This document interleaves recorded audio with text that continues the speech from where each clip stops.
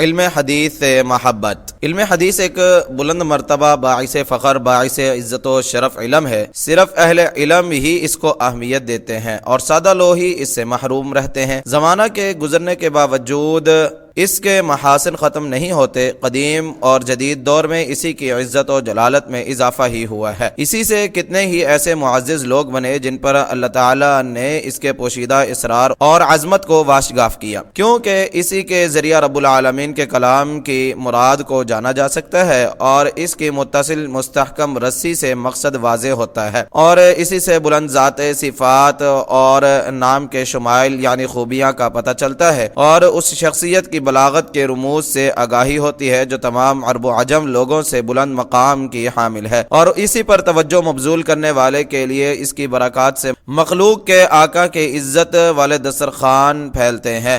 جو اس کے حوض سے پیتا ہے اور اس کے گلستان سے چرتا ہے، وہ تھوڑے ہی عرصہ میں عظمت والے آقا سے بلند مقام اور اعلیٰ مراتب حاصل کر لیتا ہے۔ اس کے علم کے کیا ہی کہنے جس کی ابتدا، سہارا و سند اور انتہا نبی صلی اللہ علیہ وسلم ہے۔ حدیث کے راوی کے شرف، فضل، جلالت اور شان کے لیے یہی کافی ہے کہ وہ اس زنجیر کی ابتدا ہے جس کی انتہا پر رسول اللہ صلی اللہ علیہ وسلم ہے، اور آپ کی ذات مقدسہ تک ہی اس سے پہنچا جاتا ہے اور اختتام ہوتا ہے۔ عرصہ دراز تک ہمارے اسلاف تحمل حدیث کے لیے سفر کے شدائد جھیلتے رہے ہیں تاکہ اسے اہل الحدیث سے بالمشافہ یعنی روبرو حاصل کر سکیں۔ سفر کی بجائے محض نقل پر قناعت نہیں کیا، بس اوقات سفر کے کندھے پر سوار ہو کر دور کے ممالک تک کا سفر کیا تاکہ اس امام سے حدیث حاصل کر سکے جس پر اس کا انحصار ہوتا ہے، اور حدیث کے من گھڑت ہونے کی وضاحت کے لیے اس کی سند کی تلاش میں اس راوی تک پہنچ جائیں جو جھوٹ گھڑتا ہے اور افترا باندھتا ہے۔ ان کے بعد آنے والے ناقلین حدیث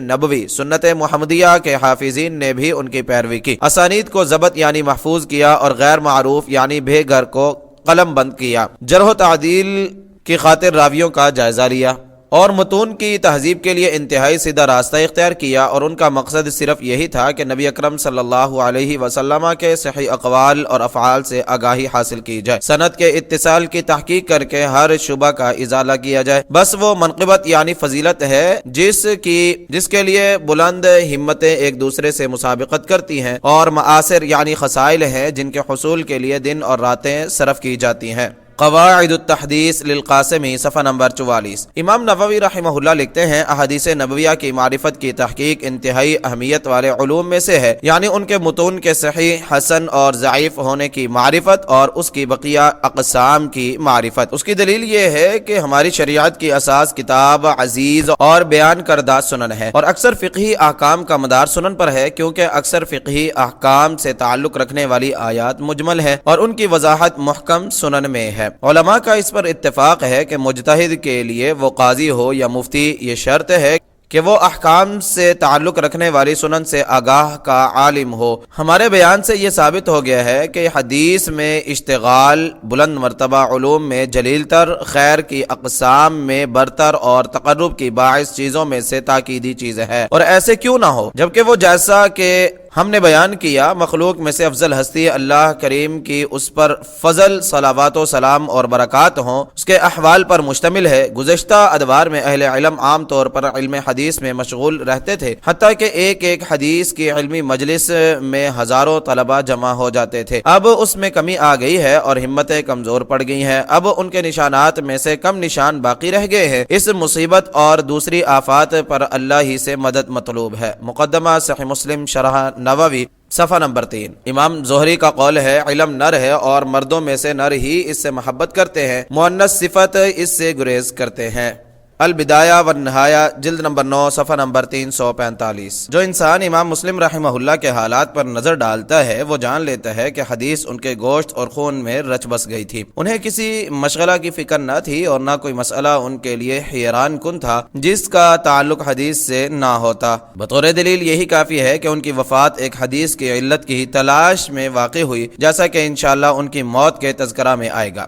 علم اور اہل علم کی تعظیم۔ علماء لوگوں کے امام اور اسلام کے باربردار ہیں جنہوں نے امت کے لیے دین کی حفاظت گاہوں اور قلعوں کی حفاظت کی ہے اور اس کی گھاٹوں اور سرچشموں کو گدلا ہونے سے بچایا ہے۔ حضرت میمون کا قول ہے، علماء ہر علاقہ میں میری گمگشتہ متاع ہیں اور وہی میرا مطلوب ہے، میں نے اپنے دل کی اصلاح علماء کی مجالس میں پائی ہے۔ حلیۃ الاولیاء جلد نمبر 4 صفحہ نمبر 85۔ کتاب اور سنت مطہرہ کے دلائل یکساں علماء کی فضیلت کو خراج تحسین پیش کرتے ہیں اور ان کے علو مقام کی طرف اشارہ کرتے ہیں۔ اللہ تعالیٰ کا فرمان ہے، یرفع اللہ الذین آمنوا منکم والذین اوتوا العلم درجات۔ اللہ تعالیٰ تم میں سے ان لوگوں کے درجات بلند کرے گا جو ایمان لائے اور جنہیں علم دیا گیا۔ سورہ مجادلہ آیت نمبر 11۔ حضرت ابو الاسود کا قول ہے، علم سے زیادہ کوئی قیمتی متاع نہیں، کیونکہ بادشاہ لوگوں کے حکمران ہے اور اہل علم بادشاہوں پر حاکم ہے۔ جامع بین العلم جلد نمبر 1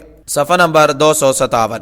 نبی اکرم صلی اللہ علیہ وسلم اور آپ کے خلفائے راشدین لوگوں کے دین اور ان کی دنیا دونوں کے نگران تھے۔ اس کے بعد معاملات بکھر گئے، جنگ کے متولی یعنی حکمران دنیاوی معاملات اور دین کے ظاہری معاملات کا انتظام کرنے لگے، اور علم اور دین کے شیوخ علم اور دین کے جن معاملات کے سلسلہ میں ان کی طرف رجوع کیا جاتا ان کی نگہداشت کرنے لگے۔ یہی وہ اولو الامر ہیں جن کی اللہ تعالیٰ کی اطاعت کے سلسلہ میں جس کے یہ منتظم ہے اطاعت ضروری ہے، اور اللہ تعالیٰ کا فرمان ہے وَأَطِيعُوا اللَّهَ وَأَطِيعُوا الرَّسُولَ وَأُولِي الْأَمْرِ مِنكُمْ۔ اللہ کا حکم مانو اور رسول کا حکم مانو اور ان کا جو تم میں سے حکم دینے والے ہیں۔ سورہ نساء آیت نمبر 59۔ اس آیت میں سے اولو الامر کی تفسیر حاکموں اور ان کے نائبین، سپہ سالاری اور اہل علم اور دین جو لوگوں کو ان کا دین سکھاتے ہیں اور انہیں اللہ کی اطاعت کا حکم دیتے ہیں، اس سے کی گئی ہے، کیونکہ دین کا قیام کتاب اور لوہے پر موقوف ہے۔ کتاب اہل علم کے پاس ہے اور جنگی قوت امراء کے پاس ہے، اور کبھی دونوں امراء کے ہاتھ میں ہو سکتے ہیں، جیسا کہ خلفائے راشدین کے دور میں تھا، جیسا کہ فرمان باری تعالی ہے لَقَدْ أَرْسَلْنَا رُسُلَنَا بِالْبَيِّنَاتِ وَأَنزَلْنَا معهم الكتاب والميزان ليقوم الناس بالقسط وأنزلنا الحديد فيه بأس شديد ومنافع للناس وليعلم الله من ينصره ورسله بالغيب إن الله قوي عزيز۔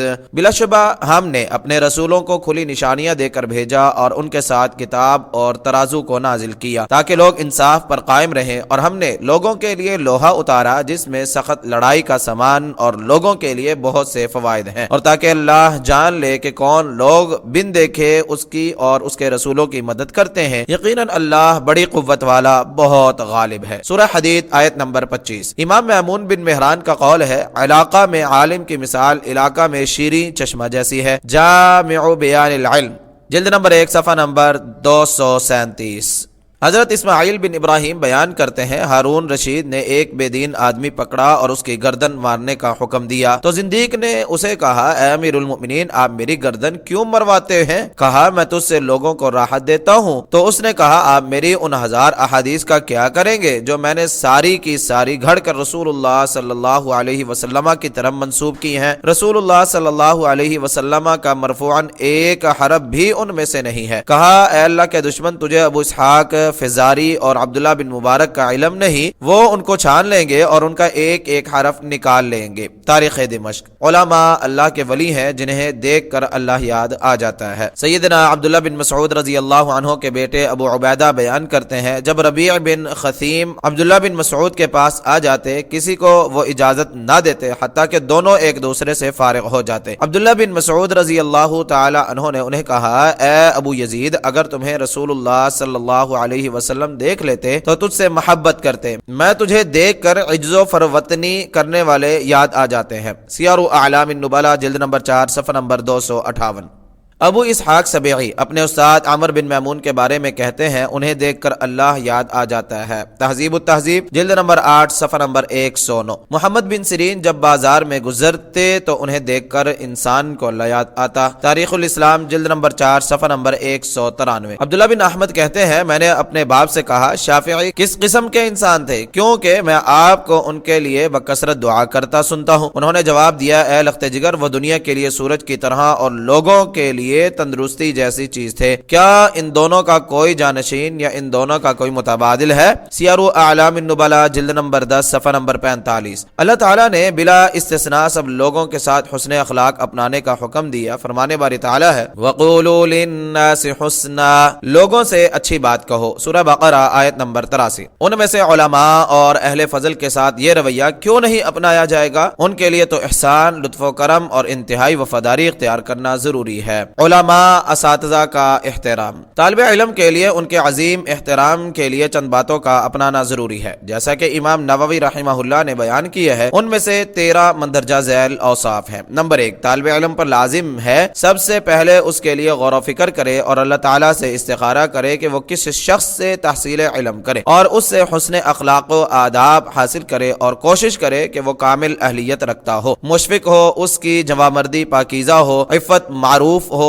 صیانت مشہور ہو اور بہت اچھے طریقہ سے تعلیم دیتا ہو اور بہتر طریقہ سے سمجھاتا ہو۔ طالب علم میں اضافہ کا شوقین نہ ہو، جبکہ ورع، دین اور خلق جمیل میں نقص ہو۔ سلف کا قول ہے یہ علم یعنی حدیث دین ہے، ذرا سوچ لو تم دین کس سے حاصل کرتے ہو۔ وہ مشہور سے علم لینے کی پابندی اور گمناموں سے ترک تحصیل سے بچے، کیونکہ امام غزالی وغیرہ نے اسے علم میں تکبر سے شمار کیا ہے، کیونکہ حکمت مومن کی گمشدہ متاع جہاں سے بھی ملے وہ اٹھا لے اور اس کے حصول میں کامیابی کو غنیمت تصور کرے، جس سے بھی وہ حاصل ہو اس کا احسان مند ہو۔ وہ جہالت کے خوف سے اس طرح بھاگے جس طرح شیر کے ڈر سے بھاگتا ہے، اور شیر سے بھاگنے والے کو کسی سے نفرت نہیں ہوتی جو بھی اس سے خلاصی کا طریقہ بتائے۔ امام ابو نعیم نے حلیۃ الاولیاء میں لکھا ہے کہ حضرت زین العابدین علی بن حسین رضی اللہ عنہما زید بن اسلم کے ہاں جاتے تھے اور ان کی مجلس میں بیٹھتے کسی نے ان سے کہا آپ لوگوں کے سردار اور افضل فرد ہیں اور اس غلام کی خدمت میں حاضر ہو کر اس کے پاس بیٹھتے ہیں۔ انہوں نے کہا علم جہاں بھی ہو اور جس کے پاس ہو اسے تلاش کیا جائے، اگر گمنام ایسا فرد ہو جس سے برکت کی امید ہو اس کا نفع زیادہ عام ہوگا اور اس سے تحصیل علم زیادہ کامل ہوگا۔ اگر سلف و خلف کے حالات کا جائزہ لیا جائے تو عام طور پر طالب علم کو نفع حاصل نہیں ہوگا اور کامرانی نہیں ملے گی اگر استاد کے پاس تقوی کا وافر حصہ نہیں ہوگا۔ اسی طرح اگر تصانیف کا خیال کیا جائے تو زیادہ متقی پرہیزگار یعنی زاہد کی تصنیف کا زیادہ نفع ہوگا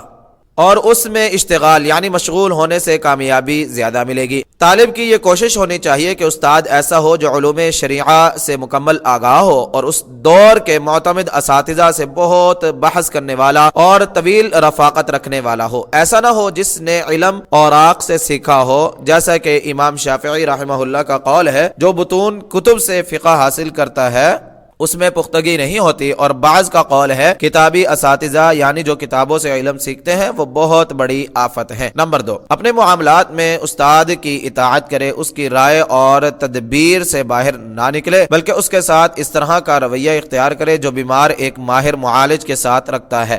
اپنے تمام مقاصد میں اس سے مشورہ لے، اپنی تمام معتمد چیزوں میں اس کی رضامندی کا خواہاں ہو، اس کا انتہائی احترام کرے اور اس کی خدمت کر کے اللہ کا تقرب حاصل کرے، اور جان لے کہ اس کا استاد کے سامنے عجز و نیاز عزت ہے، اس کے سامنے جھکنا باعث فخر ہے اور اس کے ساتھ تواضع سے پیش آنا رفعت یعنی بلندی ہے۔ سیدنا عبداللہ بن عباس رضی اللہ عنہما نے اپنی جلالت اور نبی اکرم صلی اللہ علیہ وسلم کے ساتھ قرابت اور اپنے بلند مقام کے باوجود سیدنا زید بن ثابت انصاری رضی اللہ تعالی عنہ کی رکاب کو پکڑا۔ یہ وہ شخص ہیں جن سے عبداللہ بن عباس رضی اللہ عنہما نے علم سیکھا، اور فرمایا ہمیں اپنے اہل علم کے ساتھ یہی سلوک کرنے کا حکم دیا گیا ہے۔ امام طبرانی کی اوسط کی ابو ہریرہ رضی اللہ تعالی عنہ کی یہ مرفوع حدیث گزر چکی ہے، علم سیکھو اور علم کے لیے سکینت بھی سیکھو، اور جس سے علم سیکھو اس کے ساتھ تواضع سے پیش آؤ۔ علم تواضع اور کان لگانے سے ہی حاصل کیا جا سکتا ہے۔ استاد تحصیل علم کا جو طریقہ بتائے اس کی تقلید کرے اور اپنی رائے چھوڑ دے، اس کے مرشد کی غلطی اس کے لیے اس کی ذاتی درستگی سے زیادہ نفع مند ہے۔ نمبر 3، اپنے استاد کو عظمت کی آنکھ سے دیکھے اور اس کے درجہ کمال تک پہنچنے کا یقین رکھے، اس کی توقیر و تعظیم کرے، اس سے اس کو نفع حاصل کرنا بہت قریب ہو جائے گا۔ بعض کا قول ہے حسن ادب عقل کا ترجمان ہے اور محقق حضرات کا باہمی آداب کا لحاظ رکھنا دوسروں سے مقدم ہے۔ دیکھیے اللہ تعالیٰ نے ایسوں کی کس طرح تعریف کی ہے اور انہیں بلند مقام دیا ہے۔ ان الذین یغضون اصواتهم عند رسول اللہ اولئک الذین امتحن اللہ قلوبهم للتقوى لهم مغفرۃ واجر عظیم۔ بے شک جو لوگ اللہ کے رسول کے پاس اپنی آوازیں پست رکھتے ہیں یہی لوگ ہیں جن کے دل اللہ نے تقوی کے لیے جانچ لیے ہیں، ان کے لیے بڑی بخشش اور بہت بڑا اجر ہے۔ سورہ حجرات آیت نمبر 3۔ اسے اپنے استاد کو خطاب کی تے اور کاف یعنی تو کہہ کر نہیں پکارنا چاہیے اور نہ ہی دور سے آواز دینا چاہیے، بلکہ ہمارے سید ہمارے مولا جیسے الفاظ سے مخاطب ہونا چاہیے اور یوں کہے آپ کا اس کے بارے میں کیا قول ہے، اس کے بارے میں آپ کی کیا رائے ہے۔ اس کی غیر حاضری میں اس کے نام کے ساتھ تعظیمی کلمات استعمال کرے، مثلا الشیخ، الاستاد، شیخنا، مولانا نے یہ فرمایا وغیرہ ذالک۔ نمبر 4، استاد کے حق کو پہچانے، اس کے احسان کو نہ بھولے۔ سیدنا ابو امامہ باہلی رضی اللہ تعالی عنہ کی مرفوع حدیث ہے، جس نے کسی انسان کو کتاب اللہ کی ایک آیت کی تعلیم دی وہ اس کا آقا ہے۔ اس میں یہ بھی داخل ہے وہ اس کی شخصیت کی تعظیم کرے، اس کی غیبت کی تردید کرے اور اس کی خاطر ناراض ہو۔ اگر وہ اس سے بے بس ہو تو وہ اٹھ کھڑا ہو اور ایسی مجلس سے الگ ہو جائے اور عمر بھر اس کے حق میں دعا کرے اور اس کی وفات کے بعد اس کی ذریت، اقارب اور اولاد کا خیال رکھے اور اس کی قبر کی زیارت کا التزام کرے، اس کے لیے استغفار کرتا رہے اور اس کی طرف سے صدقہ کرے، ہدایت، اخلاق و کردار میں اس کی راہ پر چلے، اس کے آداب اپنائے اور اس کی اقتداء کو ترک نہ کرے۔ نمبر 5، اگر اس کے استاد کی طرف سے بے رخی یا بدخلقی پیش آئے تو اس پر صبر کرے، یہ چیز اس کی ملازمت یعنی اس کے ساتھ رہنے اور حسن عقیدت میں رکاوٹ نہ بنے۔ اس کے ایسے افعال جو بظاہر درست نہ ہو ان کی اچھی تعویل کرے اور استاد کی تند مزاجی کی صورت میں معذرت کرنے میں پہل کرے، جو کچھ ہو جائے اس سے توبہ اور استغفار کرے اور خود کو اس کا سبب سمجھے۔ اس سلسلہ میں عتاب اپنے آپ کو کرے کیونکہ یہ رویہ اس استاد کی مودت کو باقی رکھے گا، اس کے دل میں وہ خوب یاد رہے گا اور طالب علم کے لیے دنیا اور آخرت میں خوب نفع بخش ہوگا۔ بعض سلف کا قول ہے جو تعلیم کی ذلت برداشت نہیں کرتا عمر بھر جہالت کی علم برداری میں رہتا ہے اور جو اس پر صبر کرتا ہے اس کا انجام دنیا اور آخرت کی عزت ہوتا ہے۔ سیدنا عبداللہ بن عباس رضی اللہ عنہما کا فرمان ہے، میں نے طالب کی حیثیت میں ذلت برداشت کی اور مطلوب ہونے پر عزت ملی۔ امام ابو یوسف کا قول ہے 5 افراد کی دلجوئی ضرورت ہے، ان میں عالم کو بھی شمار کیا ہے تاکہ اس سے علم اخذ کر سکے۔ کسی کا شعر ہے، اصبر لدائک ان جفوت طبیبہ واصبر لجہلک ان جفوت معلما۔ اگر بیماری کے معالج سے بے رخی برتے ہو تو اپنی بیماری کو برداشت کر اور اگر استاد سے بے تعلق رہتے ہو تو اپنی جہالت پر صبر کر۔ نمبر 6، استاد اگر فضیلت والی چیز سے آگاہ کرے یا تنقیص والی چیز پر سرزنش کرے تو اس کا شکریہ ادا کرے۔ اسی طرح جب کسل مندی کے لاحق ہونے پر یا کوتاہی کے طاری ہونے پر یا اس قسم کی کوئی اور چیز سے وہ آگاہ کرے، ڈانٹے، رہنمائی یا اصلاح کرے، استاد کے اس رویہ کو اپنے اوپر اللہ کا انعام سمجھے کہ استاد اس کی طرف متوجہ ہے اور اس کا دھیان رکھتا ہے۔ اس صورت میں استاد کا دل اس کی طرف زیادہ مائل ہوگا اور وہ اس کے مصالح پر توجہ دے گا۔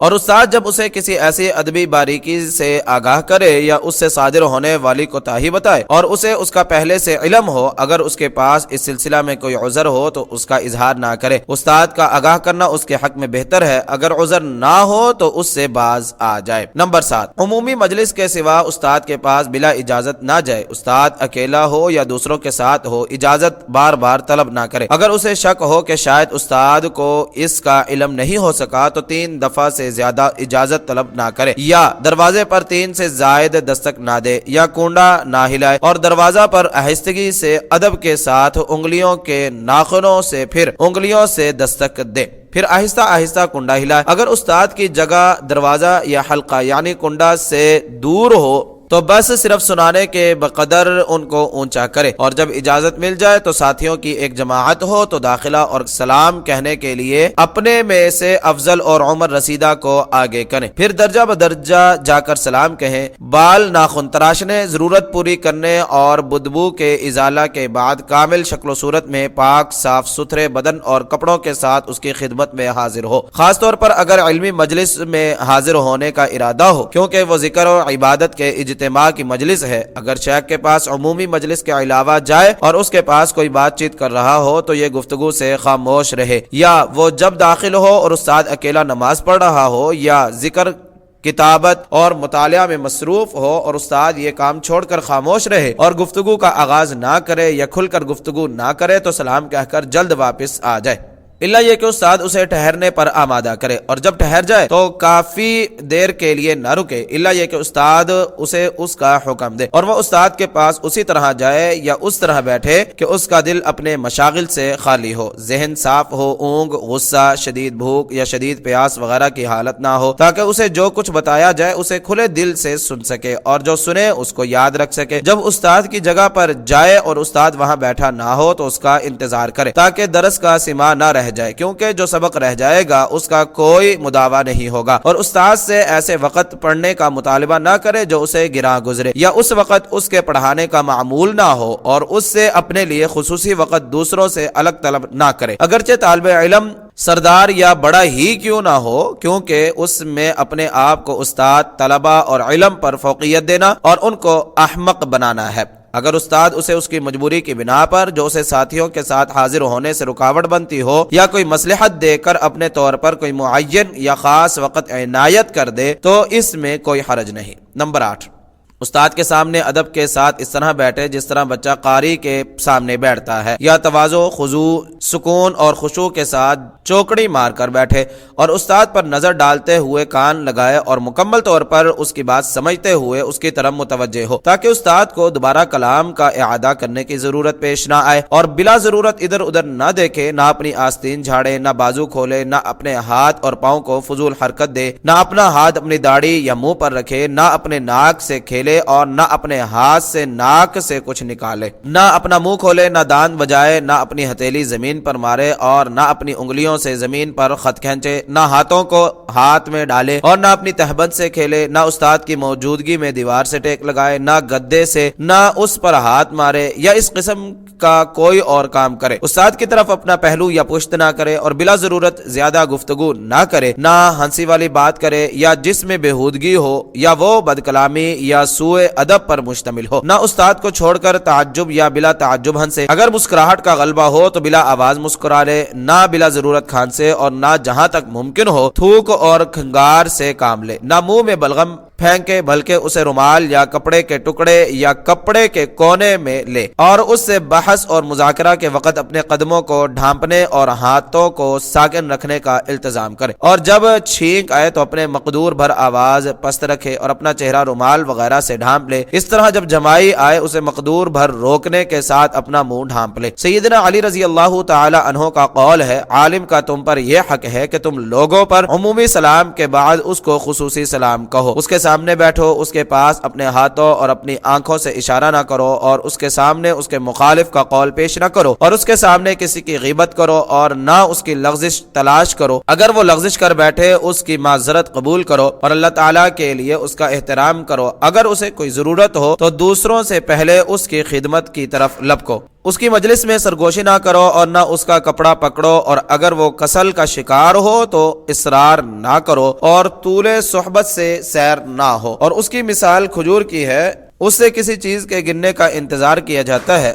مومن عالم کا ثواب روزے دار، قیام کرنے والے، اللہ کی راہ میں جہاد کرنے والے سے بڑا ہے۔ جب عالم فوت ہو جاتا ہے تو اسلام میں ایسا شگاف پیدا ہوتا ہے جسے قیامت تک کسی چیز سے پر نہیں کیا جا سکتا۔ یہ بات خطیب بغدادی نے اپنی الجامع لاخلاق الراوی میں بیان کی ہے۔ سیدنا علی رضی اللہ تعالی عنہ نے اس وصیت میں کفایت بخش باتیں جمع کر دی ہیں۔ بعض کے قول استاد کی تعظیم میں یہ چیز بھی داخل ہے کہ شاگرد اس کے پہلو میں، اس کے مصلی پر، اس کے گدے پر نہ بیٹھے، اگر استاد اس کا حکم دے پھر بھی یہ کام نہ کرے، الا یہ کہ اس قدر اصرار کرے کہ مخالفت کرنا ناگوار ہو جائے، تو ایسی صورت میں اس کے حکم کی پیروی میں کوئی حرج نہیں، پھر دوبارہ ادب کے تقاضا کے مطابق بیٹھ جائے۔ نمبر 2، بقدر امکان اس سے اچھے انداز سے گفتگو کرے، یہ نہ کہے کیوں ہم نہیں مانتے، کس نے یہ کہا ہے، یہ کہاں ہے، اور اس قسم کی باتیں نہ کرے۔ اگر ان چیزوں کے پوچھنے کی ضرورت ہو تو کسی دوسری مجلس میں ان کے حصول کے لیے کوئی نرم انداز اختیار کرے۔ اگر اس کے سامنے کچھ بیان کرنا ہو تو یہ نہ کہو میں یوں کہتا ہوں، میرے دل میں یوں آیا ہے، میں نے فلاں کو اس طرح کہتے سنا ہے، اور یہ بھی نہ کہو فلاں نے اس کے خلاف کہا ہے یا فلاں نے اس کے خلاف بیان کیا ہے یا یہ صحیح نہیں وغیرہ۔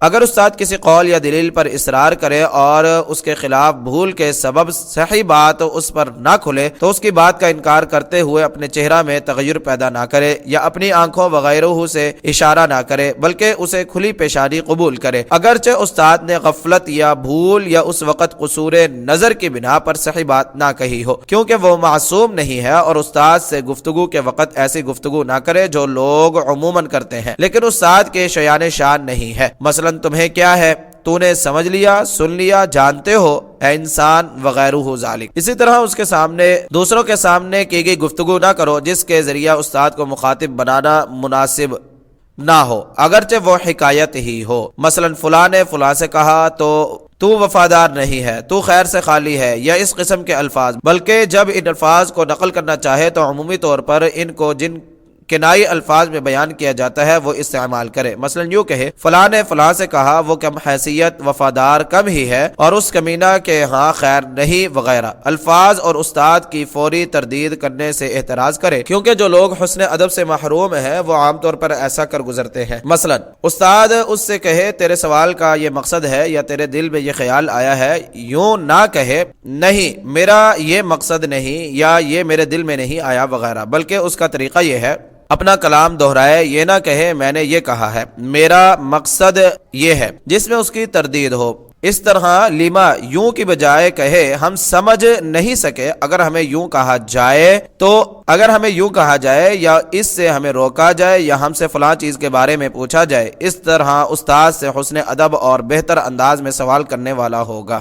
نمبر 10، اگر استاد سے کسی مسئلہ کے بارے میں ایسا حکم سنے یا تعجب انگیز نکتہ سنے یا وہ حکایت نقل کرے یا کوئی شعر پڑھے جو اسے یاد ہو تو وہ اس کو اس وقت پوری توجہ سے فائدہ اٹھاتے ہوئے یوں سنے گویا کہ اس نے یہ چیز کبھی سنی ہی نہیں۔ امام عطا کا قول ہے، میں ایک انسان سے ایسی حدیث سنتا ہوں جسے میں اس سے بہتر طور پر جانتا ہوں تو میں اسے اپنے بارے میں یوں تصور میں لاتا ہوں کہ مجھے اس کے بارے میں کچھ پتہ نہیں۔ وہ فرماتے ہیں میں ایک نوجوان سے حدیث اس طرح سنتا ہوں گویا کہ وہ میں نے سنی ہی نہیں، حالانکہ میں وہ اس کی پیدائش سے بھی پہلے سن چکا ہوتا ہوں۔ اگر استاد آغاز میں اس سے اس کے یاد ہونے کے بارے میں سوال کر لے تو یوں نہ کہے ہاں، کیونکہ اس جواب میں استاد سے استغنا کا اظہار ہوتا ہے، نہ ہی نہ کہے کیونکہ یہ جھوٹ ہوگا، بلکہ کہے مجھے استاد سے استفادہ پسند ہے یا میں اس سے سننا چاہتا ہوں یا آپ کی طرف سے زیادہ درست ہوگا۔ معلوم چیز کے بارے میں دوبارہ سوال نہ کرے، اپنے ذہن کو کسی فکر یا بات میں مصروف نہ کرے کہ استاد سے اس کی بات دوبارہ سننے کی ضرورت پیش آئے، یہ سوء ادبی ہے، بلکہ پہلی دفعہ ہی اس کا کلام حاضر الذہن ہو کر پوری توجہ سے سنے۔ اگر دور ہونے کی وجہ سے استاد کا کلام نہ سن سکے یا کان دھرنے اور پوری طرح توجہ کے باوجود نہ سمجھ سکے تو معذرت کے ساتھ اعادہ اور تفہیم کی درخواست کرے۔ نمبر 11، کسی مسئلہ کی تشریح یا سوال کے جواب میں اپنے استاد یا دوسروں سے پہل نہ کرے، نہ مسابقت کرے اور استاد سے پہلے اس کی معرفت و ادراک کا اظہار نہ کرے۔ استاد کی کسی قسم کی گفتگو قطع نہ کرے، نہ اس میں آگے بڑھنے کی کوشش کرے اور نہ ساتھ ساتھ بولے، بلکہ استاد کی گفتگو کے ختم ہونے تک صبر کرے پھر بولے، اور جب استاد اس سے یا اہل مجلس سے ہم کلام ہو تو کسی اور سے گفتگو نہ کرے۔ حضرت ہند بن ابی حالہ نبی کریم صلی اللہ علیہ وسلم کے بارے میں بیان کرتے ہیں کہ جب آپ صلی اللہ علیہ وسلم گفتگو فرماتے تو آپ کے ہم نشین سر جھکائے رہتے گویا کہ ان کے سروں پر پرندے بیٹھے ہیں، جب آپ صلی اللہ علیہ وسلم چپ ہو جاتے تو وہ بولتے۔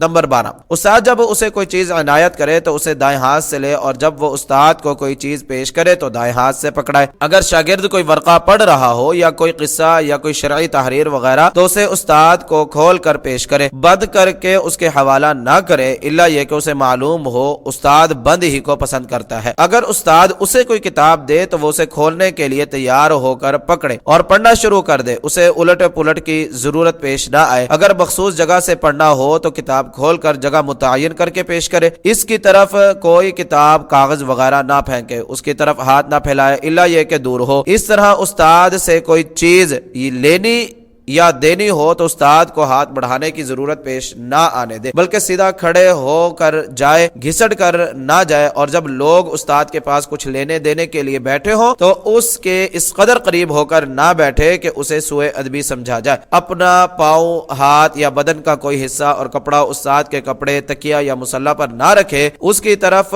ہاتھ سے اشارہ نہ کرے اور اسے اس کے منہ یا سینہ کے قریب نہ کرے، یا اپنے ہاتھ اس کے بدن یا کپڑوں پر نہ لگائے، اور جب لکھنے کے لیے قلم پیش کرے تو اس کے دینے سے پہلے اس کی طرف بڑھائے، اور اگر اس کے پاس دوات رکھے تو اسے کھول کر ڈھکنا اٹھا کر لکھنے کے لیے تیار کر کے رکھے، اور اگر اسے چھڑی پیش کرے تو چوڑائی میں دھار اپنی طرف کر کے پیش کرے، اور پھل کے قریب والے حصہ سے دستہ پکڑے، پھل پکڑنے والے کے دائیں طرف ہو، استاد کی خدمت میں انقباض محسوس نہ کرے۔ ایک قول ہے کہ بلند مقام چاہے حاکم ہی کیوں نہ ہو، اسے 4 چیزوں سے تکبر نہیں کرنا چاہیے: اپنی جگہ سے اپنے باپ کے لیے اٹھنا، اپنے استاد کی خدمت کرنا، جس چیز کا علم نہیں اس کے بارے میں پوچھنا، اور اپنے مہمان کی خدمت کرنا۔ نمبر 13، جب استاد کے ساتھ چلے تو رات کو آگے ہو اور دن کو پیچھے ہو، الا یہ کہ حالات کا تقاضا اس کے برعکس ہو۔ کسی جگہ کیچڑ وغیرہ ہونے کا علم نہ ہو تو آگے بڑھے، اپنے ساتھیوں یا اپنے پاس آنے والے افراد سے استاد کو آگاہ کرے اگر وہ انہیں نہ جانتا ہو۔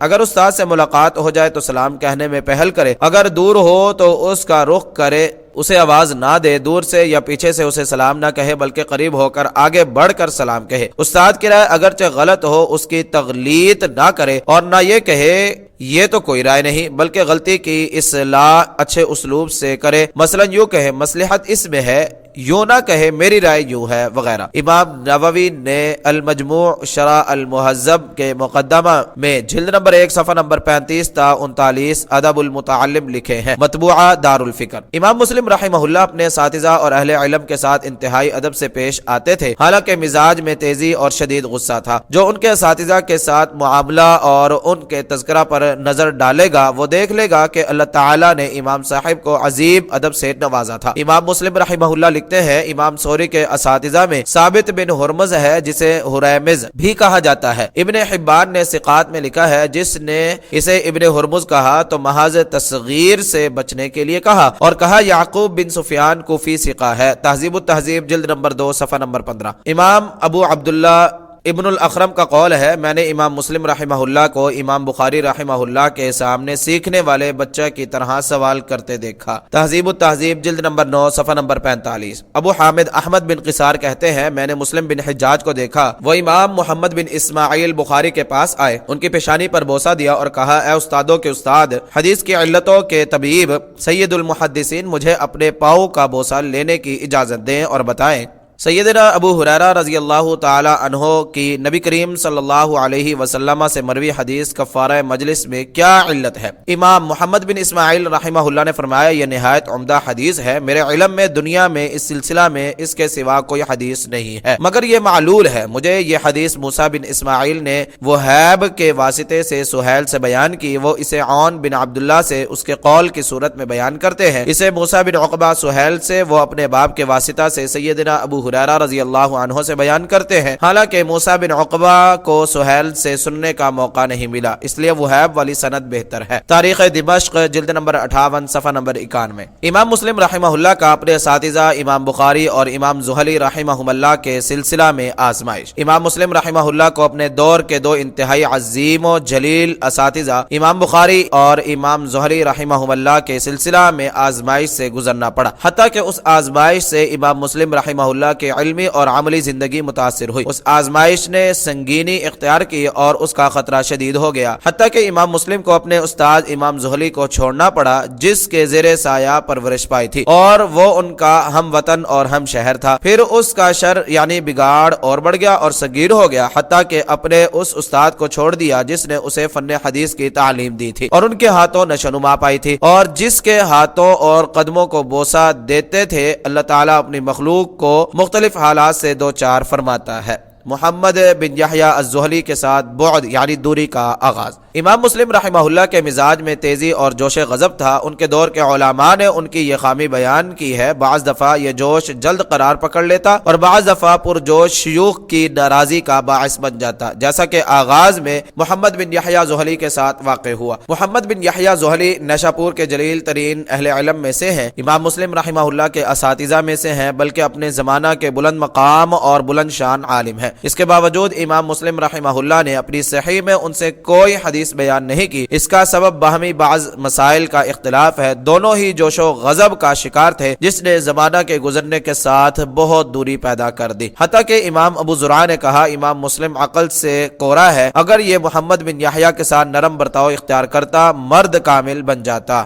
تہذیب الکمال جلد نمبر 26 صفحہ نمبر 627، یعنی اس کا علم بڑھتا اور زیادہ ہوتا۔ امام مکی بن عبدان بیان کرتے ہیں، امام داود بن علی اصفہانی امام اسحاق بن راہوے کے ایام میں نیشاپور گیا۔ اہل علم نے ان کے لیے فکری مجلس قائم کی، اس میں امام مسلم اور محمد بن یحییٰ زحلی کا بیٹا یحییٰ بھی شریک ہوئے۔ ایک مسئلہ چھڑا، یحییٰ نے اس کے بارے میں گفتگو کی تو امام داود نے اسے ڈانٹ پلائی، کہا اے بچے خاموش ہو جا۔ امام مسلم رحمہ اللہ نے اس کی حمایت نہ کی، اس نے واپس آ کر اپنے باپ کے سامنے امام داود کی شکایت کی۔ باپ نے پوچھا وہاں کون تھا؟ اس نے کہا امام مسلم، اس نے میری حمایت نہ کی۔ باپ نے کہا میں نے ان تمام احادیث سے رجوع کر لیا جو میں نے اسے بیان کی تھی۔ یہ بات امام مسلم تک پہنچی تو انہوں نے ان کی تمام تحریر کردہ احادیث اکٹھی کر کے ایک ٹوکری میں ڈال کر امام زحلی کی خدمت میں بھیج دی اور کہا میں کبھی تمہاری بیان کردہ حدیث بیان نہیں کروں گا۔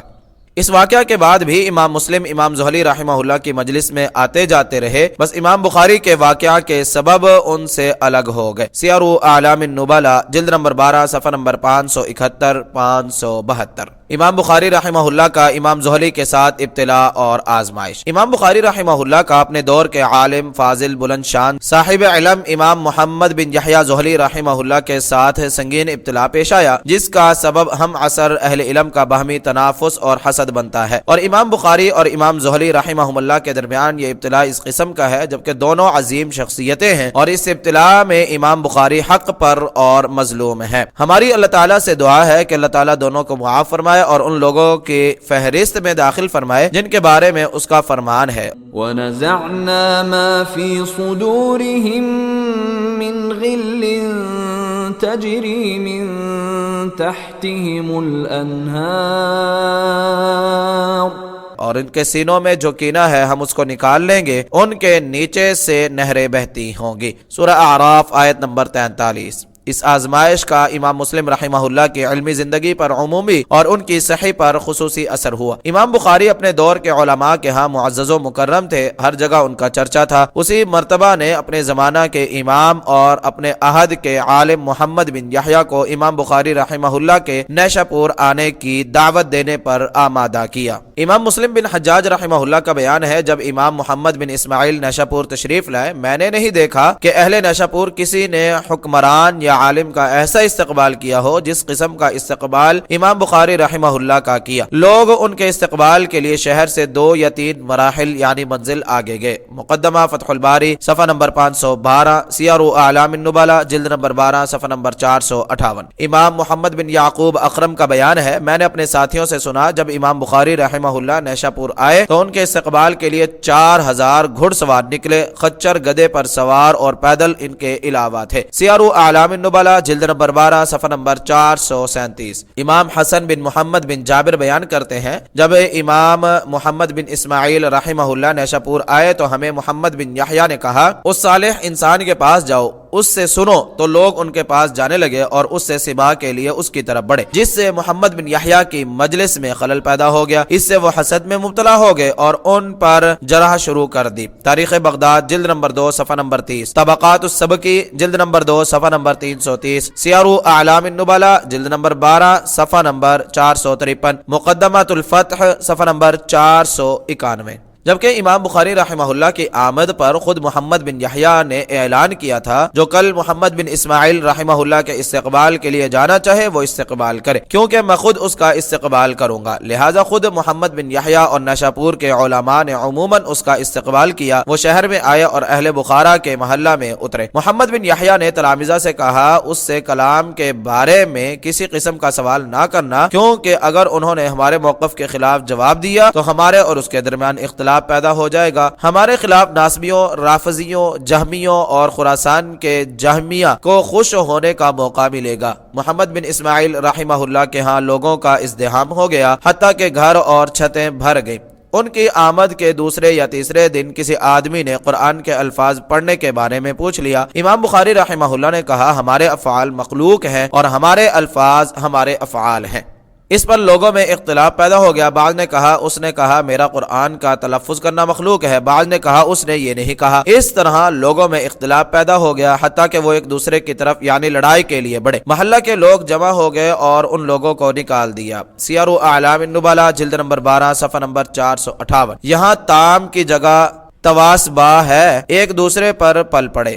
مقدمہ الفتح صفحہ نمبر 515۔ ابن علی مخلدی کہتے ہیں میں نے محمد بن یحییٰ کو کہتے سنا بخاری نے ہمارے سامنے لفظیہ کا قول ظاہر کیا ہے اور لفظیہ میرے نزدیک جہمیہ سے بھی بدتر ہے۔ سیار اعلام النبلاء جلد نمبر 12 صفحہ نمبر 459۔ مقدمۃ الفتح صفحہ نمبر 515۔ نوٹ: اس مسئلہ میں حقیقت یہ ہے امام احمد، امام زہلی اور امام بخاری کے نزدیک قرآن لفظاً اور معناً اللہ کا کلام ہے، اس حد تک کوئی اختلاف نہیں ہے، لیکن لفظی بالقرآن مخلوق ہے یا غیر مخلوق یہ کہنے میں اختلاف ہے۔ امام احمد اور امام زہلی اس کو درست نہیں سمجھتے، کیونکہ لفظ دو معنی میں مستعمل ہے۔ نمبر 1 قرآن کے الفاظ، نمبر 2 قرآن کے الفاظ پڑھنا اور اپنی زبان سے ان کو ادا کرنا۔ پہلے معنی کی روح سے الفاظ قرآن اللہ کا کلام ہے، انسانی فعل کا اس میں کوئی دخل نہیں ہے۔ دوسرے معنی کے اعتبار سے الفاظ کی قراءت اور تلاوت انسان نے کی ہے، اس لیے وہ انسان کا فعل و عمل ہے۔ پہلے معنی کی روح سے مخلوق کہنا صحیح نہیں ہے اور دوسرے معنی کی روح سے اسے غیر مخلوق کہنا صحیح نہیں ہے، اور عام آدمی دونوں معنوں میں فرق و امتیاز نہیں کر سکتا۔ اس لیے امام احمد اور امام زہلی کہتے تھے لفظی بالقرآن مخلوق یا غیر مخلوق کہنا درست نہیں ہے تاکہ غلط معنی کا اشتباہ پیدا نہ ہو۔ لیکن امام بخاری رحمہ اللہ کا مقصد یہ ہے کہ اہل علم کو ان دونوں میں فرق کرنا چاہیے اور ضرورت کے وقت اس کا اظہار بھی کرنا چاہیے۔ یہ مسئلہ علمی ہے، عوامی نہیں ہے۔ عبدالعزیز علوی۔ ابو احمد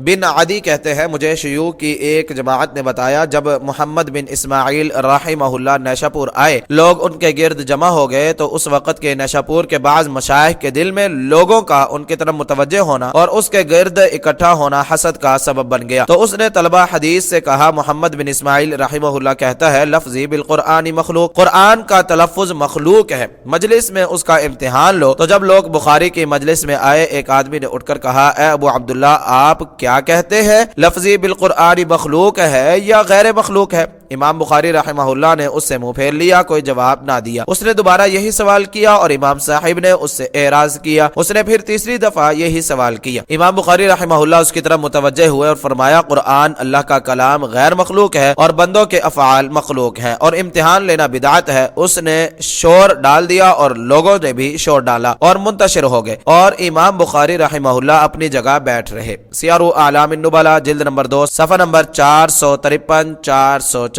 رسالہ کے مصنف نے سیرت البخاری کے نام سے رسالہ لکھا ہے، اس میں اس آزمائش پر تفصیلی طور پر لکھا ہے۔ بہت سے علماء کی یہ بہت خواہش تھی کہ اس مسئلہ کے بارے میں بحث مباحثہ نہ کیا جائے تاکہ عام مسلمان اس مسئلہ میں التباس کا شکار نہ ہو جائے۔ بس کافی ہے کہ ہم کہیں قرآن اللہ کا کلام ہے جو مصحف کے دونوں گتوں کے اندر موجود ہے، سیاہی سے کاغذ پر تحریر کیا گیا ہے، یہ اللہ کا کلام ہے جسے قاری اپنی آواز میں پڑھتا ہے۔ کلام تو اللہ کا کلام ہے اور آواز پڑھنے والے کی آواز ہے۔ امام بخاری رحمہ اللہ فرماتے ہیں میں نے ابو قدامہ عبداللہ بن سعید سرخسی کو کہتے سنا ہمیشہ میں اپنے ساتھیوں سے سنتا رہا ہوں کہ بندوں کے افعال مخلوق ہیں۔ امام محمد بن اسماعیل بخاری رحمہ اللہ نے فرمایا ان کی حرکات، آوازیں، ان کے کسب یعنی عمل اور کتابت مخلوق ہے، مگر قرآن مبین جسے مصحف میں ثبت کیا جاتا ہے، قلوب میں یاد رکھا جاتا ہے یعنی پڑھا جاتا ہے، وہ اللہ کا کلام غیر مخلوق ہے۔ اللہ تعالیٰ کا فرمان ہے بلکہ یہ واضح آیات ہیں ان لوگوں کے سینوں میں جنہیں علم دیا گیا ہے۔ العنکبوت مقدمۃ الفتح دار السلام صفحہ نمبر 685۔ اسحاق بن راہویہ رحمہ اللہ کا قول ہے اوعیہ یعنی جس چیز میں قرآن محفوظ کیا گیا ہے اس کے مخلوق ہونے میں کون شک کر سکتا ہے؟ مقدمۃ الفتح صفحہ نمبر 685۔ امام بخاری رحمہ اللہ کے لیے یہ فتنہ سنگین صورت اختیار کر گیا، اس کے چنگارے شدید ہو گئے اور خطرہ بڑھ گیا، حتیٰ کہ محمد بن یحییٰ ذہلی رحمہ اللہ نے لوگوں کو امام بخاری سے خوف زدہ کیا۔ ابو حامد اعمش بیان کرتے ہیں میں نے محمد بن اسماعیل بخاری رحمہ اللہ کو عثمان سعید بن مروان کے جنازے میں دیکھا۔ محمد بن یحییٰ ذہلی ان سے ناموں، کنیتوں اور علل حدیث کے بارے میں سوال کر رہے تھے اور محمد بن اسماعیل رحمہ اللہ ان میں تیر کی تیزی سے گزر رہے تھے۔ اس پر ایک ماہ ہی گزرا تھا کہ محمد بن یحییٰ نے کہہ دیا خبردار جو ان کی مجلس میں آمد و رفت رکھتا ہے وہ ہمارے ہاں نہ آئے جائے، کیونکہ اہل بغداد نے ہمیں لکھا ہے اس نے یعنی قرآن کے لفظ کے بارے میں گفتگو کی ہے اور ہم نے اسے روکا ہے لیکن وہ باز نہیں آیا، لہٰذا تم بھی اس کے قریب نہ جاؤ اور جو اس کے پاس جائے وہ ہمارے پاس نہ آئے۔ اور محمد بن اسماعیل کچھ عرصہ رہے پھر بخارا چلے گئے۔ تاریخ بغداد جلد نمبر 2 صفحہ نمبر 31، طبقات سبکی جلد نمبر 2 صفحہ نمبر 229، سیر اعلام النبلاء جلد نمبر 12 صفحہ نمبر 455۔ محمد بن یحییٰ کا قول ہے قرآن اللہ کا کلام ہے اور ہر جہت سے غیر مخلوق ہے، اس میں کوئی تصرف بھی ہو جو اس کی پابندی کرے گا وہ قرآن کے بارے میں لفظ اور دوسری گفتگو سے بے نیاز ہو جائے گا۔ محمد بن یحییٰ کا قول ہے قرآن اللہ کا کلام ہے اور ہر جہت سے غیر مخلوق ہے، اس میں کوئی تصرف بھی ہو جو اس کی پابندی کرے گا وہ قرآن کے بارے میں لفظ اور دوسری گفتگو سے بے نیاز ہو جائے گا۔ اور جس کا نظریہ یہ ہے کہ قرآن مخلوق ہے اس نے کفر کا ارتکاب کیا، وہ ایمان سے نکل گیا اور اس کی بیوی اس سے الگ ہو گئی، اس سے توبہ کروائی جائے گی، اگر توبہ کر لے تو ٹھیک وگرنہ اس کی گردن مار دی جائے گی اور اس کا مال مسلمانوں میں بطور فے تقسیم کر دیا جائے گا اور اسے مسلمانوں کے قبرستان میں دفن نہیں کیا جائے گا۔ اور جو اس مسئلہ میں توقف کرے اور کہے میں نہ مخلوق کہتا ہوں اور نہ غیر مخلوق، اس نے کفر سے مشابہت اختیار کی، اور جس نے کہا میرا قرآن کا تلفظ کرنا مخلوق ہے وہ بدعتی ہے، اس کے پاس نہ بیٹھا جائے اور نہ گفتگو کی جائے۔ اور جو آج کے بعد محمد بن اسماعیل بخاری کے پاس گیا اس کو بھی متہم قرار دو، کیونکہ ان کی مجلس میں وہی حاضر ہوگا جو ان والا موقف رکھتا ہے۔ تاریخ بغداد جلد نمبر 2 صفحہ نمبر 31-32، سیر اعلام النبلاء جلد نمبر 1 صفحہ نمبر 455-456۔ آپ اس سے یہ سمجھ سکتے ہیں اسلام کی ان دو عظیم شخصیتوں میں اس عظیم اختلاف اور ابتلاء کا کیا سبب تھا جس نے دونوں میں جدائی فرقت پیدا کر دی۔ محمد بن شاذلی کہتے ہیں جب محمد بن یحییٰ اور بخاری کے درمیان اختلاف پیدا ہو گیا میں بخاری رحمہ اللہ کی خدمت میں حاضر ہوا اور کہا اے ابو عبداللہ آپ کے اور محمد بن یحییٰ کے درمیان جو اختلاف پیدا ہو گیا ہے ہمارے لیے اس سے بچنے کا حیلہ کیا ہے؟ جو آپ کے پاس آتا ہے اس کو دھتکار دیا جاتا ہے۔ انہوں نے کہا محمد بن یحییٰ کو علم کے سلسلہ میں کس قدر حسد لاحق ہو گیا ہے، علم اللہ کی عنایت ہے وہ جس سے چاہے عنایت فرما دے۔ میں نے پوچھا یہ مسئلہ جو آپ سے نقل کیا جاتا ہے اس کی حقیقت کیا ہے؟ فرمایا اے بیٹا یہ منحوس مسئلہ ہے، میں نے اس سلسلہ میں احمد بن حنبل رحمہ اللہ کے ساتھ جو سلوک ہوا ہے وہ دیکھا ہے، اس لیے میں نے اپنے اوپر یہ لازم قرار دیا ہے کہ اس کے بارے میں گفتگو نہیں کروں گا۔ سیر اعلام النبلاء جلد نمبر 12 صفحہ نمبر 456-457۔ بقول امام ذہبی مسئلہ یہ ہے کیا لفظ مخلوق ہیں؟ امام بخاری رحمہ اللہ سے اس کے بارے میں پوچھا گیا تو انہوں نے توقف کیا اور توقف کے بعد بطور حجت کہا ہمارے افعال مخلوق ہیں۔ اس سے زہلی نے یہ خیال کیا اس نے یہ بات لفظ کے سلسلہ میں کہی اور اس پر جرا کر دی، گویا کہ زہلی وغیرہ نے ان کے قول کے لازم کو لے لیا۔ سیر اعلام النبلاء جلد نمبر 12 صفحہ نمبر 457۔ حالانکہ جمہور محققین کے نزدیک لازم مذہب نہیں ہوتا۔ احمد بن سلمہ کا قول ہے میں ابو عبداللہ بخاری کے پاس آیا اور کہا اے ابو عبداللہ یہ آدمی خراسان خصوصاً اس شہر یعنی نیشاپور میں مقبول ہے، قبولیت عام حاصل ہے اور اس بات پر وہ اڑ گیا ہے جیسا کہ آپ سمجھتے ہیں ہم میں سے کوئی اس سلسلہ میں اس سے گفتگو نہیں کر سکتا۔ تو انہوں نے اپنی داڑھی پکڑ کر کہا میں اپنا معاملہ اللہ کے حوالے کرتا ہوں، وہ بندوں سے خوب آگاہ ہے۔ سورہ غافر آیت نمبر 44۔ اے اللہ تو جانتا ہے میں نے نیشاپور میں فخر و غرور اور اترانے کے لیے اقامت اختیار نہیں کی، نہ سرداری کی طلب ہے، میرے وطن میں مخالفین کے غلبہ کی بنا پر میں ادھر جانا نہیں چاہتا۔ یہ آدمی اللہ نے جو یعنی علم مجھے عنایت فرمایا ہے اس پر حسد کرتا ہے۔ پھر کہا اے احمد میں کل چلا جاؤں گا تاکہ تم میری خاطر اس کی جرہ سے بچ جاؤ۔ میں نے اپنے چند ساتھیوں کو ان کے عزم سے آگاہ کر دیا، اللہ کی قسم میرے علاوہ کوئی اور ان کو الوداع کہنے نہ آیا۔ جب وہ شہر سے نکلے تو میں ان کے ساتھ تھا۔ وہ اپنے معاملہ کی اصلاح کی خاطر 3 دن شہر کے دروازے پر ٹھہرے رہے۔ سیر اعلام النبلاء جلد نمبر 12 صفحہ نمبر 459، مقدمات الفتح دارالسلام جلد نمبر 1 صفحہ نمبر 85۔ مقدمہ میں اس صفحہ والی عبارت نہیں ہے۔ مقدمات الفتح صفحہ نمبر 684۔ امام مسلم اور امام بخاری رحمہم اللہ کا اختلاف۔ جو انسان بخاری اور مسلم کی سیرت کا تتبع کرے گا وہ جان لے گا وہ آپس میں باپ اور بیٹے کی طرح تھے، جن میں گہرا تعلق تھا، محض استاد اور شاگرد کا رشتہ نہ تھا، بلکہ بقول امام دارقطنی اگر بخاری نہ ہوتے تو مسلم کچھ پیش نہ کر سکتے۔ تو کیا وجہ ہے کہ مسلم نے امام زہلی کے بعد امام بخاری رحمہ اللہ سے بھی تعلقات توڑ لیے اور اپنی صحیح میں ان سے کوئی روایت نہیں بیان کی؟ کوئی معمولی معاملہ نہیں ہے جس کی بنا پر یہ جدائی اور قطع تعلقی ہو گئی۔ ہم بخاری اور مسلم کے مزاج پر روشنی ڈالنے کی کوشش کریں گے۔ حافظ محمد بن یعقوب اپنے باپ سے نقل کرتے ہیں، میں نے مسلم بن حجاج کو بخاری کے سامنے طالب علم بچے کی طرح سوال کرتے دیکھا۔ تاریخ دمشق مدینہ جلد نمبر 52 صفحہ نمبر 89۔ امام خطیب کہتے ہیں مسلم نے بخاری کے راستہ کی پیروی کی، ان کے علم کا جائزہ لیا اور ان کا طرز عمل اپنایا۔ جب آخر میں بخاری نیشا پور آ گئے، مسلم ان کے ساتھ وابستہ ہو گئے اور ان کے ہاں مسلسل آنا جانا رکھا۔ اور مجھے عبید اللہ بن احمد بن عثمان سیرفی نے بتایا، میں نے ابو الحسن دارقطنی سے سنا کہ اگر بخاری نہ ہوتے تو امام مسلم کچھ پیش نہ کر سکتے۔ تاریخ دمشق مدینہ جلد نمبر 58 صفحہ نمبر 90۔ ابو سعید حاتم کندی کہتے ہیں، میں نے مسلم بن حجاج رحمہ اللہ سے سنا، جب محمد بن اسماعیل بخاری رحمہ اللہ نیشا پور آئے تو میں نے دیکھا اہل نیشا پور نے کسی حکمران اور عالم کے ساتھ وہ سلوک نہیں کیا جو محمد بن اسماعیل رحمہ اللہ کے ساتھ کیا، 2-3 منزل آگے جا کر ان کا استقبال کیا۔ تاریخ دمشق جلد نمبر 52 صفحہ نمبر 92۔ بلکہ ہم تو دیکھتے ہیں مسلم نے بخاری کی غلطیوں کو بھی اپنایا۔ عبد الغنی بن سعید کا قول ہے، حرب بن میمون اکبر یعنی بڑا ابو خطاب ہے اور حرب بن میمون اصغر یعنی چھوٹا ابو عبد الرحمن ہے۔ ان کے بارے میں بخاری وہم کا شکار ہوئے۔ سب سے پہلے مجھے اس بات سے علی بن عمر نے آگاہ کیا اور مجھے کہا اس غلطی میں مسلم نے بھی ان کی پیروی کی ہے اور دونوں کو ایک قرار دیا ہے، اور مجھے کہا اس وجہ سے ہم یہ دلیل لیتے ہیں کہ مسلم نے بخاری کی پیروی کی ہے، ان کے علم کا جائزہ لیا اور اس پر عمل کیا۔ ابو بکر بن منجویہ کا قول ہے، بعض نے ابو عبد الرحمن حرب بن میمون اور ابو خطاب حرب بن میمون کے درمیان فرق کیا اور ان کو 2 ساتھی قرار دیا۔ ابو عبد الرحمن صاحب الاغمیہ عبادت گزار تھا، ہم نے امتیاز قائم کرنے کی خاطر ان کا تذکرہ کیا ہے۔ بہت سے لوگوں نے ایک قرار دیا اور بہت سے حضرات نے ان کو الگ الگ قرار دیا اور انشاءاللہ یہی درست ہے۔ تہذیب الکمال جلد نمبر 5 صفحہ نمبر 536۔ ابو احمد حاکم کہتے ہیں، ابو عمران سلیمان بن عبداللہ انصاری جو ام درداء کے قائد اور ان سے راوی ہیں، اس سے ثعلبہ بن مسلم خثامی بیان کرتے ہیں، اور ابو عیسیٰ بھی میرے خیال میں وہ سلیمان بن کیسان تمیمی ہے۔ پہلے اسے ابو عمران سلیم شامی انصاری ام درداء کا مولا کہا ہے، جو ام درداء اور زوائد سابع سے بیان کرتا ہے۔ اس سے ثعلبہ بن مسلم خثامی اور عثمان بن عطا خراسانی نے محمد بن اسماعیل بخاری رحمہ اللہ کے واسطہ سے روایت بیان کی ہے۔ میرے نزدیک سلیمان اور سلیم دونوں ایک ہیں، اور قوی بات یہ ہے کہ وہ سلیم ہے۔ امام بخاری نے اپنی تاریخ میں اس کا الگ سلیمان کے باب میں تذکرہ کیا ہے، اور امام مسلم بھی اپنی کتاب الاسامہ والکنا میں انہی کی ڈگر پر چلے ہیں، اور ابو عمران کے باب میں 2 جگہ اس کا ذکر کیا ہے، اور میرے خیال میں وہ وہم کا شکار ہوئے۔ شاید محمد بن اسماعیل کو نقل کرنے میں غلطی لگ گئی، نون کو گرا کر سلیمان کی جگہ سلیم کے باب میں لکھ دیا۔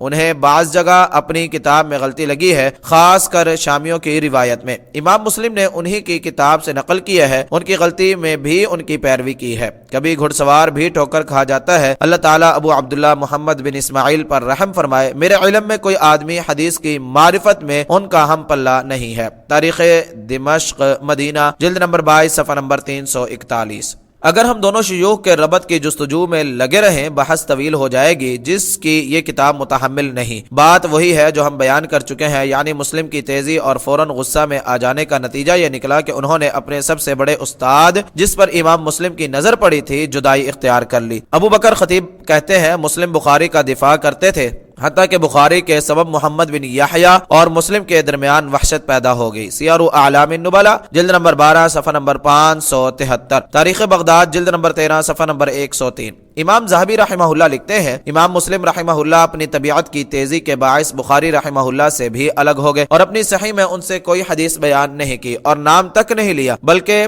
اپنی کتاب کے مقدمہ میں معنعن راوی کے لیے لقاء کی یعنی باہمی ملاقات شرط پر تنقید کی اور دعویٰ کیا ہم عصر ہونا ہی کافی ہے۔ یہ اجماعی مسئلہ ہے اور اس کی باہمی ملاقات سے واقف ہونے پر موقوف نہیں ہے۔ جنہوں نے یہ شرط لگائی ہے ان کو سرزنش کی ہے، حالانکہ یہ شرط ابو عبداللہ بخاری اور ان کے استاد علی بن مدینی نے لگائی ہے اور یہی قوی موقف ہے اور یہاں مسئلہ کی تفصیل بیان کرنے کا موقع نہیں ہے۔ سیر اعلام النبلاء جلد نمبر 12 صفحہ نمبر 573۔ امام مسلم رحمہ اللہ کا موقف۔ امام مسلم رحمہ اللہ نے آغاز میں انتہائی حیرت انگیز رویہ اختیار کیا۔ وہ دونوں بخاری اور زہلی کے ہاں آتے جاتے تھے۔ جب دیکھا فتنہ سنگین ہو گیا ہے اور شدت پیدا ہو گئی ہے اور زہلی نے ان سے بخاری کے پاس جانے سے اختلاف کیا ہے تو پہلے زہلی سے قطع تعلق کر لیا، پھر دونوں سے الگ ہو کر انفرادیت اختیار کر لی۔ حافظ محمد بن یعقوب کہتے ہیں جب بخاری نے نیشاپور کو وطن بنا لیا، مسلم بن حجاج کثرت کے ساتھ ان کے ہاں آنے جانے لگے اور جب زہلی اور بخاری کے درمیان لفظ کے مسئلہ میں اختلاف پیدا ہو گیا اور زہلی نے ان کے خلاف آواز بلند کی اور لوگوں کو ان کے پاس جانے سے روکا، مسلم بن حجاج کے سوا عموماً لوگ ان سے الگ ہو گئے۔ ایک دن زہلی نے کہا خبردار جو لفظ کا قائل ہے اس کے لیے ہماری مجلس میں آنا جائز نہیں۔ تو مسلم نے اپنی پگڑی پر اپنی چادر رکھی اور سب لوگوں کے سامنے کھڑے ہو گئے اور زہلی سے جو کچھ لکھا تھا ایک اونٹ پر ان کی طرف بھیج دیا۔ مسلم لفظ کے بارے میں کھل کر بات کرتے تھے، چھپاتے نہیں تھے۔ سیر اعلام النبلاء جلد نمبر 12 صفحہ نمبر 460، مقدمۃ الفتح صفحہ نمبر 658۔ محمد بن یعقوب اخرم کہتے ہیں میں نے اپنے ساتھیوں سے سنا جب زہلی کی مجلس سے مسلم بن حجاج اور احمد بن سلمہ اٹھ گئے، زہلی نے ایک دن کہا یہ آدمی میرے ساتھ اس شہر میں نہیں رہ سکتا، تو بخاری ڈر گئے اور سفر کر گئے۔ سیر اعلام النبلاء جلد نمبر 12 صفحہ نمبر 460، مقدمۃ الفتح صفحہ نمبر 685۔ یعنی مصنف نے اوپر والا پیرا دوبارہ نقل کر دیا ہے، اس لیے اسے چھوڑ دیا گیا ہے۔ امام مسلم بخاری کا دفاع کرتے تھے حتیٰ کہ انہی کی خاطر زہلی اور مسلم میں وحشت پیدا ہو گئی، پھر آخر کار بخاری کو بھی چھوڑ دیا۔ اہل علم کا مسلم کی تعریف کرنا۔ امام مسلم کی ان کے زمانے میں اور ان کے بعد بہت تعریف کی گئی ہے، بلکہ دنیا کے تمام اطراف میں ان کی بہت مدح و ثنا کی گئی ہے اور قیامت تک جب تک ان کی صحیح باقی رہی تعریف ہوتی رہے گی۔ ابو عمر مستملی بیان کرتے ہیں سن 251 ہجری میں ہمیں اسحاق کو سج نے لکھوایا اور مسلم انتخاب کر رہے تھے اور میں استاد کے الفاظ آگے نقل کر رہا تھا۔ اسحاق نے انہیں دیکھ کر کہا جب تک اللہ تعالیٰ آپ کو مسلمانوں کے لیے زندہ رکھے گا ہم خیر سے محروم نہیں ہوں گے۔ سیر اعلام النبلاء جلد نمبر 12 صفحہ نمبر 563۔ اسحاق بن ابراہیم حنظلی نے مسلم بن حجاج پر نظر دوڑا کر کہا مردہ کائن بود۔ خطیب نے یہ بات منقادری کے واسطہ سے حاکم سے نقل کی ہے اور منقادری نے اس جملہ کی تفسیر یہ کی ہے وہ کتنا عظیم آدمی تھا۔ تاریخ دمشق جلد نمبر 58 صفحہ نمبر 88۔ احمد بن سلمہ کہتے ہیں ابو زرعہ اور ابو حاتم صحیح کی معرفت کے سلسلہ میں اپنے دور کے شیوخ پر مسلم بن حجاج کو مقدم ٹھہراتے تھے۔ تہذیب الکمال جلد نمبر 27 صفحہ نمبر 506۔ محمد بن بشار بندار کا قول ہے دنیا میں حافظ 4 ہیں، رئی میں ابو زرعہ، نیشاپور میں مسلم بن حجاج، سمرقند میں عبداللہ بن عبد الرحمن دارمی اور بخارا میں محمد بن اسماعیل بخاری۔ تاریخ بغداد جلد نمبر 2 صفحہ نمبر 16۔ حافظ ابو عبداللہ محمد بن یعقوب بن اخرم کا قول ہے نیشاپور سے 3 آدمی نکلے ہیں، محمد بن یحییٰ، مسلم بن حجاج اور ابراہیم بن ابی طالب۔ سیر اعلام النبلاء جلد نمبر 129 صفحہ نمبر 565۔ حافظ ابو قریش کہتے ہیں میں ابو زرعہ کے ہاں تھا تو مسلم بن حجاج نے آ کر سلام کہا اور دونوں کچھ دیر تک مذاکرہ کرتے رہے۔ جب مسلم اٹھ کھڑے ہوئے میں نے ابو زرعہ سے کہا اس نے 4000 صحیح احادیث جمع کی ہیں، تو ابو زرعہ نے کہا باقی کیوں چھوڑ دی؟ تہذیب الکمال جلد نمبر 26 صفحہ نمبر 627۔ محمد بن عبد الوہاب فرا کا قول ہے مسلم بن حجاج لوگوں کے عالم اور علم کا مخزن ہے۔ سیر اعلام النبلاء جلد نمبر 12 صفحہ نمبر 579۔ عبد الرحمن بن ابی حاتم کا قول ہے مسلم ثقہ حافظ ہیں، میں نے ان سے رے میں احادیث لکھی، میرے باپ سے ان کے بارے میں پوچھا گیا تو انہوں نے کہا صدوق ہیں۔ سیر اعلام النبلاء جلد نمبر 12 صفحہ نمبر 564۔ ابو عمر بن حمدان کہتے ہیں میں نے حافظ ابن عقیدہ سے بخاری اور مسلم کے بارے میں پوچھا دونوں میں سے بڑا عالم کون ہے؟ تو اس نے کہا محمد یعنی بخاری عالم ہے اور مسلم بھی عالم ہے۔ میں نے بار بار یہی سوال دہرایا تو اس نے کہا اے ابو عمر محمد اہل شام کے بارے میں کبھی غلطی کر جاتے ہیں کیونکہ انہوں نے ان کی کتابوں سے دیکھا ہے، اس لیے بسا اوقات ان میں کسی کا ذکر اس کی کنیت سے کر جاتے ہیں اور دوسری جگہ اس کے نام سے تذکرہ کر جاتے ہیں، انہیں ان کے دو ہونے کا وہم لاحق ہو جاتا ہے۔ اور مسلم علل میں غلطی کم ہی کرتے ہیں کیونکہ اس نے مسند احادیث لکھی ہیں، مقطوع یا مرسل نہیں لکھی۔ امام ذہبی رحمہ اللہ کہتے ہیں مقطوع سے مراد فقہ اور تفسیر میں صحابہ اور تابعین کے اقوال مراد ہیں۔ سیر اعلام النبلاء جلد نمبر 12 صفحہ نمبر 565۔ آگے ایک قول نقل کیا ہے جو پیچھے گزر چکا ہے۔